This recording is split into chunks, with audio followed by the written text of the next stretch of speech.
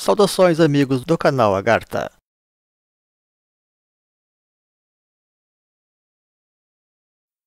Muitos estudantes dos mistérios, e em especial das chamadas artes liberais do Renascimento, terão se perguntado já sobre os significados originais da palavra geometria.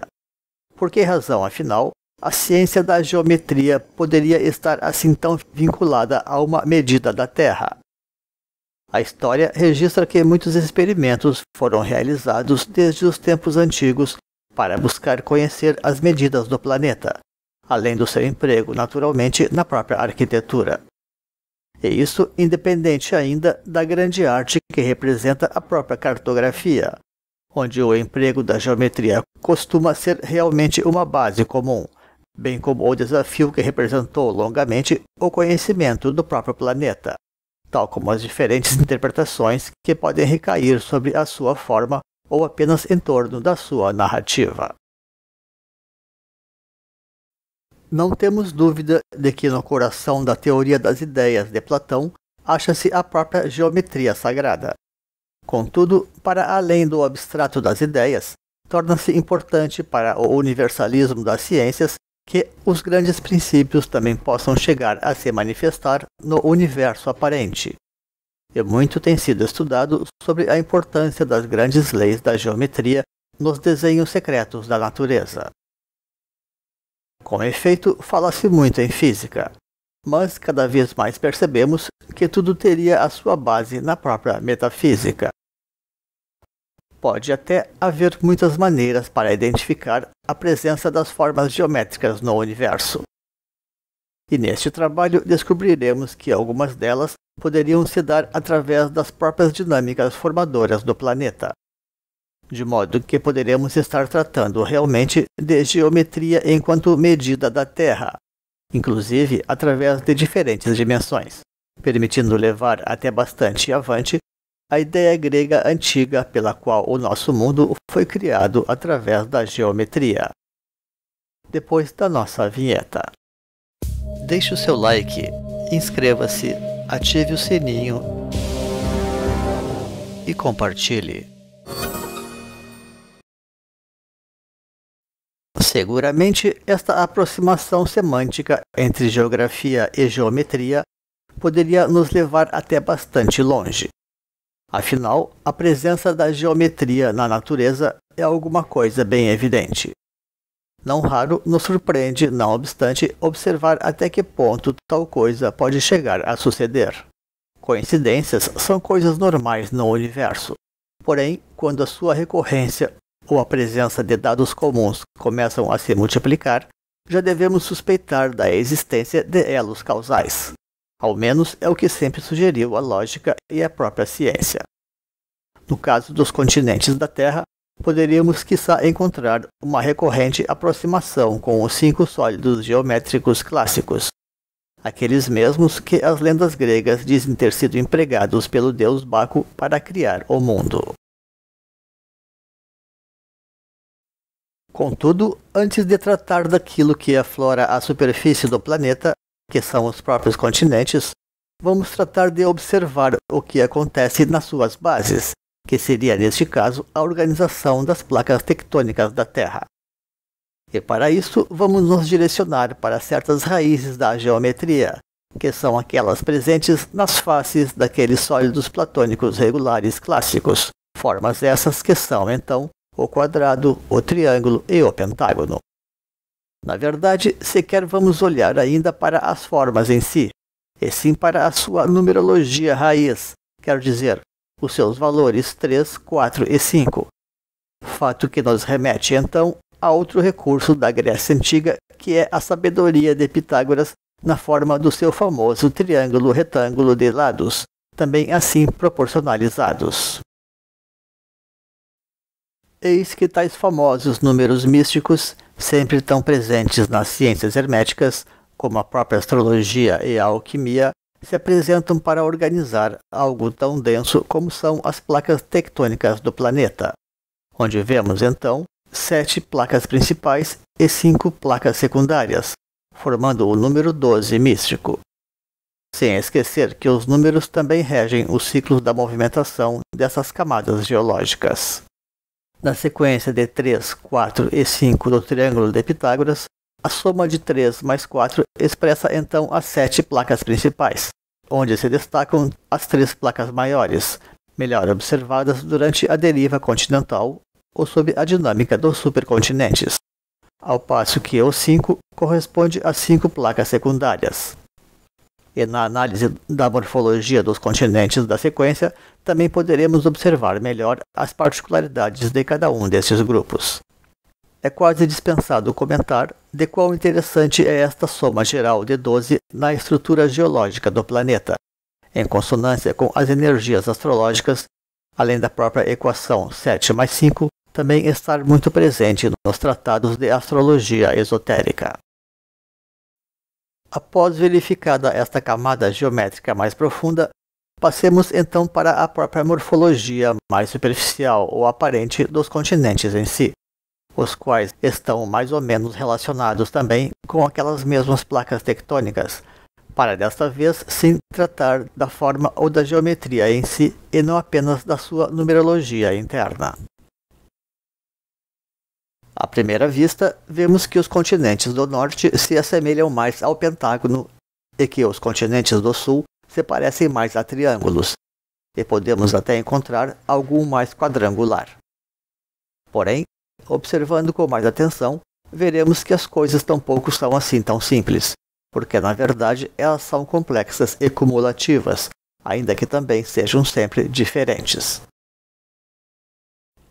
Para isso, antes de mais nada, quero pedir uma atenção especial para a seguinte forma composta, formada pelas 3 formas geométricas raízes, o pentágono, o quadrado e o triângulo, porque esta é a melhor forma como elas podem se relacionar dinamicamente entre si. Eu chamo a esta forma de Vimana, que é o nome dos templos hindus e também das naves védicas. Esta forma plana se assemelha em si mesma realmente a um foguete. Porém, quando a fechamos de forma tridimensional, em suas dobras, ela ainda se parece a um bólido versátil e aerodinâmico. Claro que para ter essas dobras completas, precisamos também dobrar o pentágono em 3 partes, transformando-o em 3 triângulos. Mas, quando seccionamos o pentágono apenas uma vez, podemos observar que, e na linha daquilo que diz o próprio Teorema de Pitágoras, ele também pode incluir dentro de si um triângulo e um quadrado, podendo de certa forma até substituir por isso a forma anterior de Vimana e resultar como a forma mais completa e abrangente dentre as 3 originais do nosso quadro. Tudo indica, porém, que a forma composta de Vimana seria realmente o molde principal sobre o qual foram organizados os continentes, ainda que o seu maior desenvolvimento encontra-se mais ao sul, ao passo que ao norte ele se acha como que em potência ainda em formas mais próximas ao próprio pentágono enquanto protossíntese conforme demonstrado.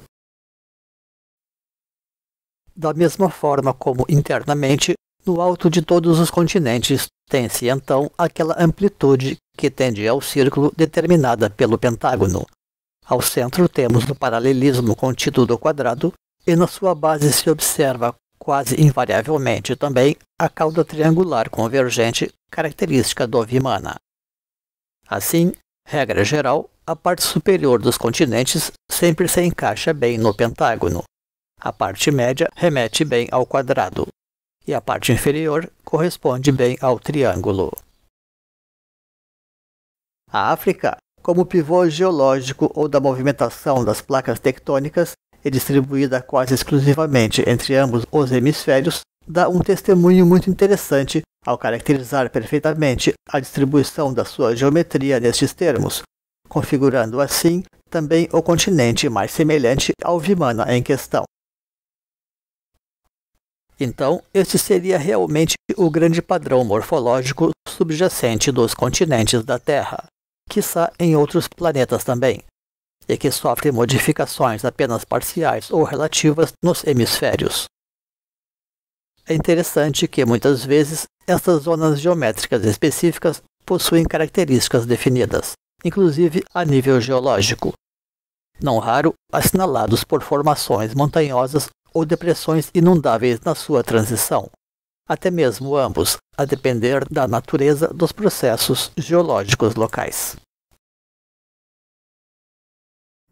A Austrália tampouco seria uma exceção, embora o seu tamanho reduzido possa não demonstrar tão bem as proporções das formas, escapando melhor assim às leis geológicas dominantes no planeta, além de estar relacionada a uma geometria quadrangular realmente mais específica, apesar de estar no centro do hemisfério sul, a respeito da qual veremos melhor adiante no estudo dos sólidos geométricos.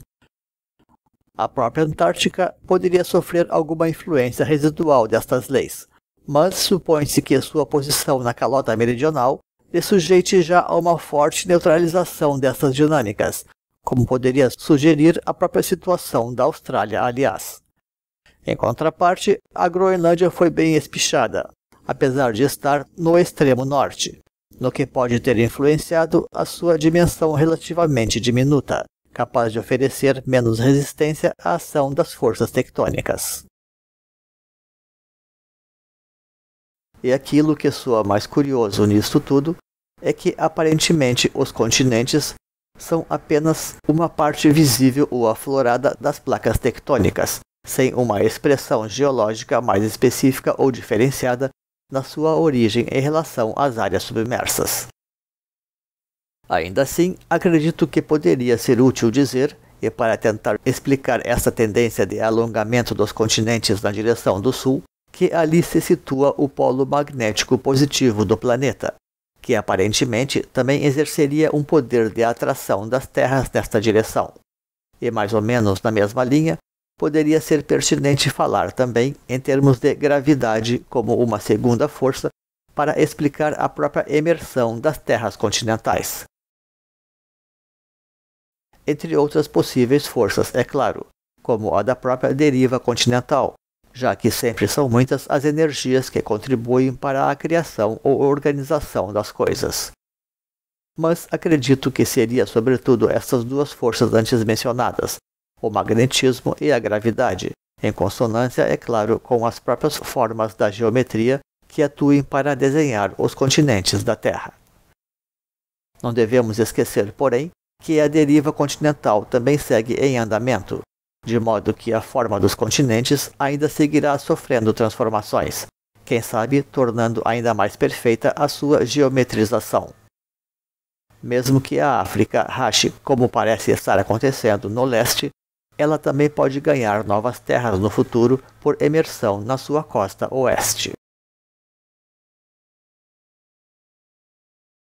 A partir daquela configuração central africana, vista como uma espécie de síntese também, podemos fazer uma análise geral dos continentes principais em termos de elementos, como energias mais próximas ou mais distantes do centro das coisas.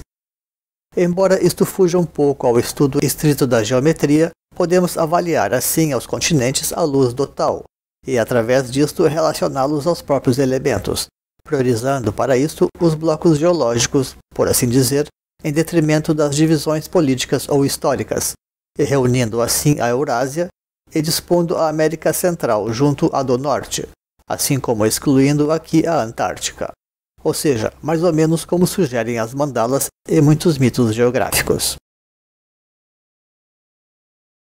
Disposta como o grande eixo geológico, primum mobile central e original da evolução tectônica, a África simboliza então o tal em si, o eixo imóvel das coisas, assim como o elemento éter. Em seguida, temos os opostos equilibrados, representados pelos continentes com alguma participação no outro hemisfério. Trata-se daí da Ásia, que é majoritariamente setentrional, simbolizando o elemento fogo, e América do Sul, que é majoritariamente meridional, simbolizando o elemento ar. Por fim, teremos os continentes que representam aqueles extremos do tal, a saber, a Austrália, exclusivamente meridional, simbolizando o elemento terra, e a América do Norte, exclusivamente setentrional, simbolizando o elemento água. Esta correlação entre elementos e continentes corresponde exatamente àquela das raças raízes, considerando, porém, que a própria África enquanto éter e continente mãe representa apenas a grande matriz das 4 evoluções raciais da Ronda atual. Juntamente com a Antártica, simbolizando, quiçá, através do polo, a energia masculina abstrata primordial. A África forma os 2 protocontinentes da Ronda de evolução atual da humanidade, que envolve 4 continentes, a saber, Austrália, elemento terra, a raça lemuriana; Norte América, elemento água, a raça Atlante; Ásia, elemento fogo, a raça Ária; Sul América, elemento ar, a raça americana. Outras simetrias e correspondências também podem ser levantadas entre os blocos, a partir das formas já observadas dos continentes. As relações leste e oeste apresentam uma semelhança estrutural muito interessante entre o grande bloco eurafrásico e o conjunto do bloco americano. Simetrias que poderiam incluir até mesmo certa morfologia geral, muito embora este último seja substancialmente menor do que aquele, na verdade obedecendo uma exata proporção de 1:2. Ou seja, existe analogia entre a Eurásia e a América do Norte, tal como entre a África e a América do Sul, e podemos até mesmo tentar uma última analogia entre a Austrália e a Groenlândia, apesar das posições gerais serem assim tão antagônicas. Provavelmente, tampouco de forma casual, a proporção de terras imersas entre os hemisférios norte e sul segue aproximadamente proporção semelhante de 2:1 em favor do norte. A mesma questão das áreas imersas contribui para uma abordagem de elementos que resulta também numa espécie de tal da Terra, na forma como as massas se equilibram empregando elementos diferentes, e onde temos um hemisfério setentrional terrestre e outro hemisfério meridional aquático, e tendo ainda como contraponto as condições das calotas polares de cada um desses hemisférios, formando um perfeito simbolismo do tal. Certamente, o assunto poderia ser aprofundado pela investigação de estruturas paralelas, como o magnetismo do planeta e suas condições atmosféricas, o que fugiria, não obstante, ao escopo dos presentes estudos. E, naturalmente, a partir de tudo isto, podemos ensaiar, por fim, uma correlação dos continentes com os 5 sólidos platônicos. Com isto, consolidamos as ideias presentes nos mitos gregos da criação do mundo através dos 5 sólidos regulares clássicos, estendendo inclusive a ideia de criação a um nível bastante concreto neste caso.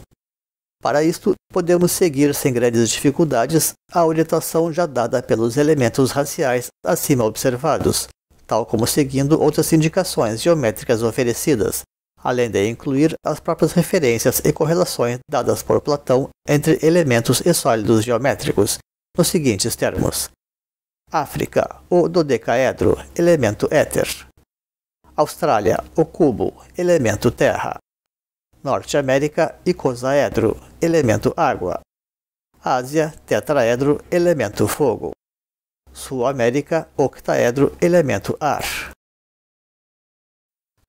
Pode ser interessante observar aqui, e até para sugerir que podemos estar no caminho certo, que também a nível da geometria plana, esta sequência concorda com a evolução observada na formação dos continentes, onde se começa com uma base pentagonal, logo desdobrando-se ao quadrado, para por fim se definir plenamente o triângulo.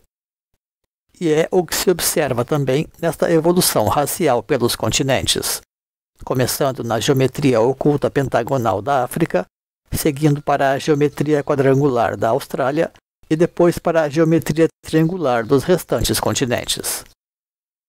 E em todos esses movimentos, a alternância de hemisfério norte e sul, ou leste e oeste, é tão procurada quanto possível. Devemos reconhecer, de resto, que fica muito interessante esta cruz de elementos tendo no seu eixo central um sólido construído sobre o pentágono ou sobre a quintessência, e onde, aliás, os elementos originais, que são fogo e água, ficam no hemisfério norte, onde parece ser a base da formação dos continentes.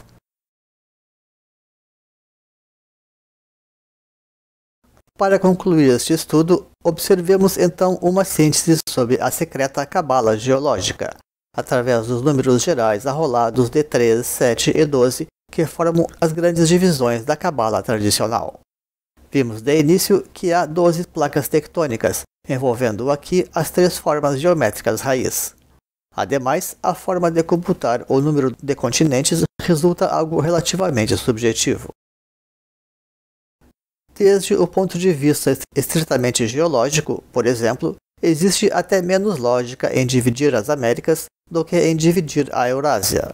E, embora humanamente desabitada, a Antártica também é, afinal de contas, um continente. Então, na prática, podemos falar de fato de 7 continentes na Terra. Por fim, podemos encontrar o 3 de muitas maneiras, como nas proporções 2:1 de terras imersas dentro dos hemisférios, ou mesmo na fração 1/3 do total de terras imersas existentes no planeta em relação à sua área submersa. Ou seja, em resumo, 3 seções de terras imersas, 7 continentes, 12 placas tectônicas. Eis, portanto, uma visão perfeitamente factível da Cabala da Terra.